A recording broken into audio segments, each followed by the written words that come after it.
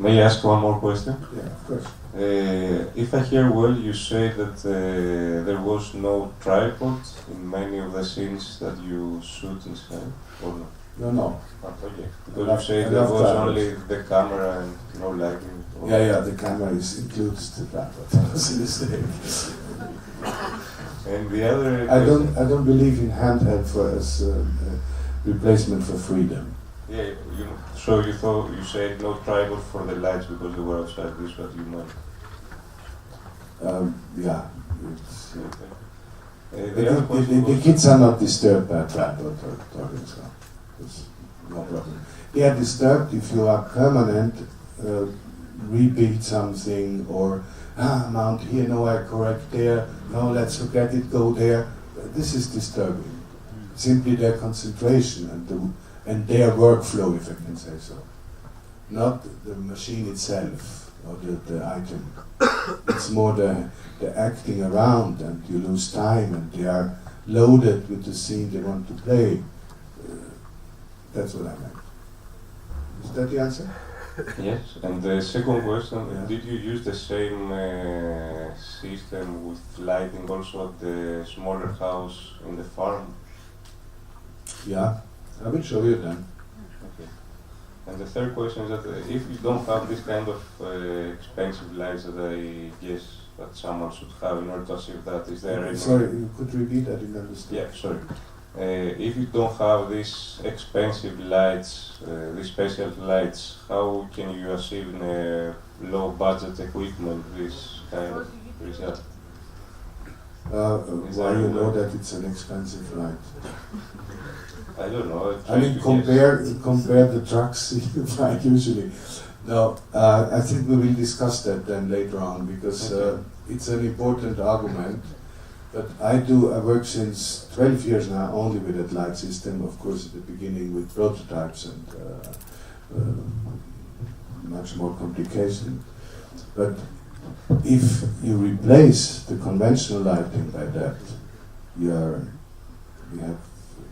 with my experience, now I can say even big films, historical films, studio work, everything, it was 1 to 7 till 1 to 10 less material and less expensive. Expect you have a concurrence who dumps, who calculates a half day for 1 week. That we cannot concur with, yeah. But otherwise it's not expensive, and you are much faster and you have much less around.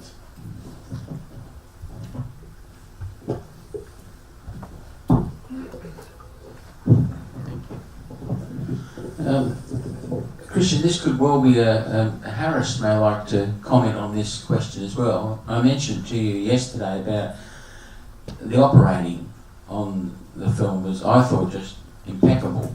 And the collaboration that you obviously have with that particular man was your assistant for many years, is that correct? Yeah. And also, I know Harris spoke very fondly of Simon Baker and the work he did.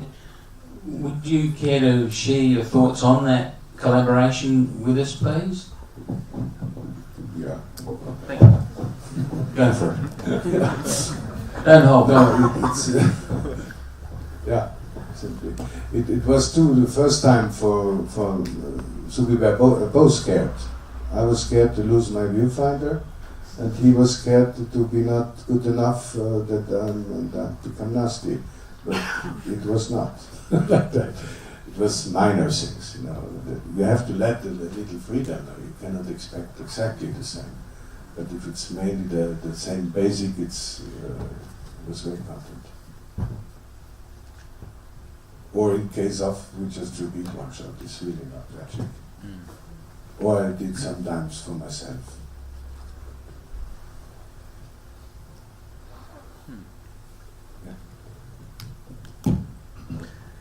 Well, after the shooting and the raw material is there, it's going to the editing table, and the director spends some months on the editing of the film. And he sees always the raw material and an image that is not completely in the He sees the final lookup, shape. he doesn't see God, yeah. Yeah. How can you deal? Do you find problems afterwards? The director is surprised with what you want to do. Your comments about this. Sometimes it happens that, but that was always a problem with the working periods, that the whole crew sometimes, even during the shooting already, get used to the lookup you have on the set, or on the monitor they are watching it. But the difference is not so big anymore. I feel today it's nearer to the end result than a few years ago.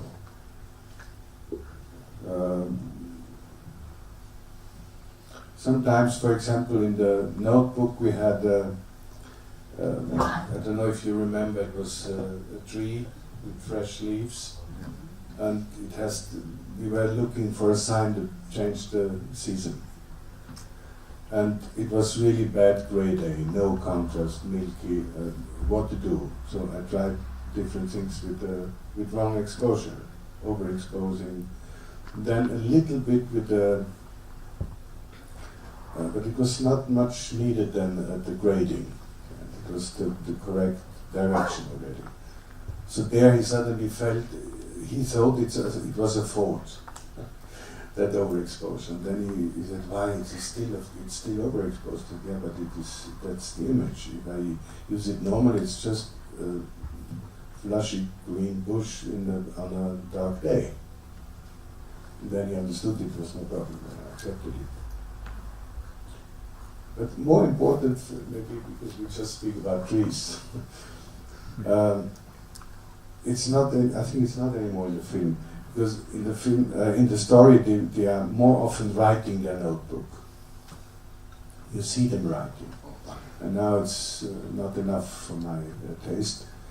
And they are always writing on some places where grandma cannot reach them. That means, when we were looking for the location, it was winter time, and we saw that tree beside the little river there, and they said, this is a twin tree, because you can sit like crow on each side from the ring, and you have it in summer and you have it in winter. As we had a shooting time only from end of February till end of April, we had to evoke a little more seasons than which were there. We were lucky to have a little snow at the beginning and a little early, too warm or good vegetation in April. But I think you believe it's more seasons. Completely. Yeah. That was my next question. How did you deal with the seasons? It was just fantastic. Only like that. I have no other idea. Yeah. And of course, in combination, if you have once the real snow, you can continue inside because your brain says it's snow. And an example for that.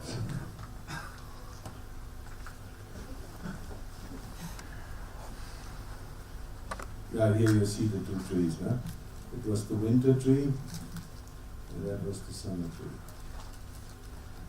And it's just a few weeks in between the first young leaves. Or here the summer tree. I was looking for a point.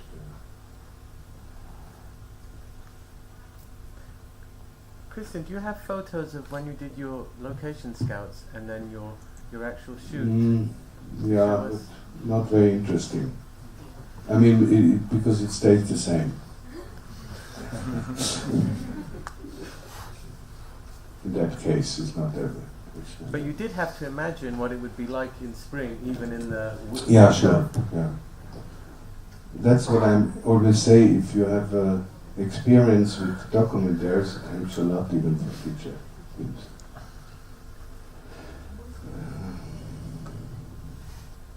Yeah. So that was the real snow. We were lucky because it was just 5 centimeters, not very much, but enough for that image. And then the continuity was here inside, but it was already very warm and very green outside and sunny, so that was just with a big sheet and with special reflectors, and it matches already here. No? It's more the character, you know. But I find out the beautiful light which snow creates, and I would love to have a reflector like that, is that the light doesn't reflect only from the surface, it goes into the snow. You have a kind of multiple diffusion because it's not only the surface which is white and good, it goes under and it comes back. And that we could do inside quite easily. For example, here that was a winter scene. It's not only the color, I think it's that characteristic from diffusion which is important. Okay, some more questions, or I go through the images? Yeah? Yes, the Yeah, it's a question. More images. No, I don't want to hide them. But there's just a question.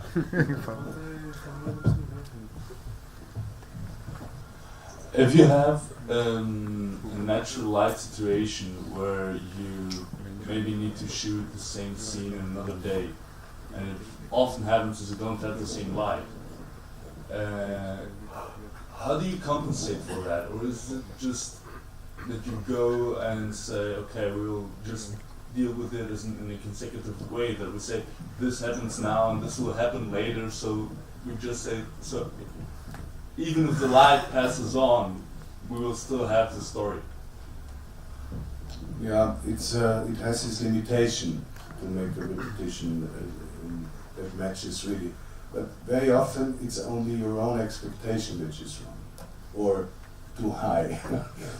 Because it's not so tragic if you have small changements or you give a right little impulse from some direction, so you come over it, then it's a little different than before. It happens quite often, in fact, that you need that. You would need to replace the situation. It's not only repetitions, it's the coming following day, but completely different weather. It's enough. But sometimes you give a little impulse, that what we saw before in the paintings, to have some shiny object, okay, or something like that. A little detail to give a reference can help a lot.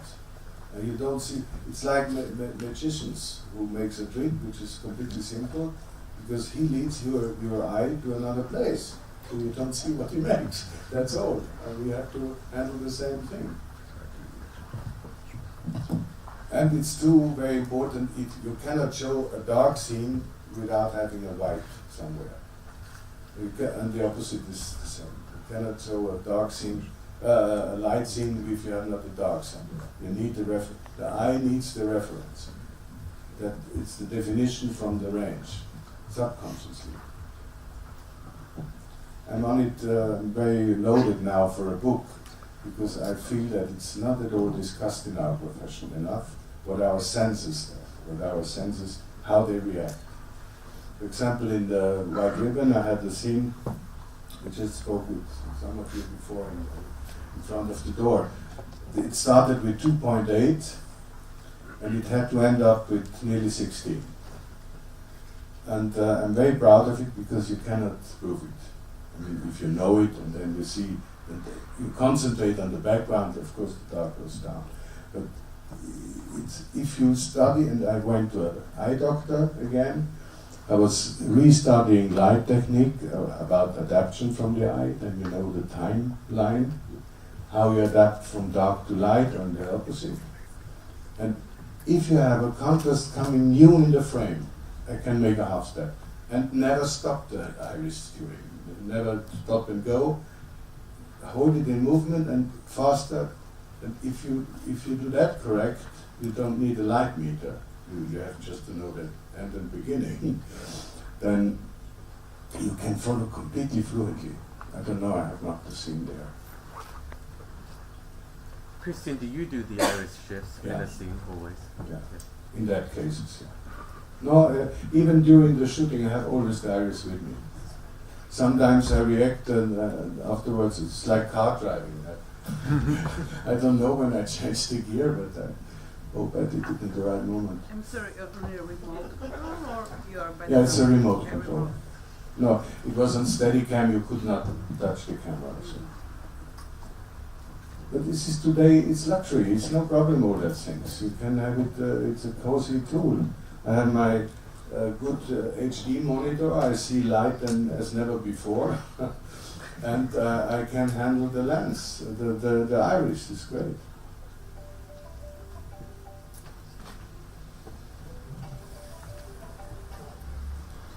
How do you do it? Heineke. But Heineke, Mr. Heineke is calling. No, I'm sorry, that's a joke. yes. This with the iris, is it something that came back with documentaries and you used to do it in film? And Of course. You're right. I have no waveform there. It would not help me either. It's true, it comes from documentary time. Because I had to do sharpness and iris by myself. At that time I could not imagine what the assistant does. Why I should need assistance. Of course for a feature. But that trains your sense. Was automatically one finger for the focus and one for the iris.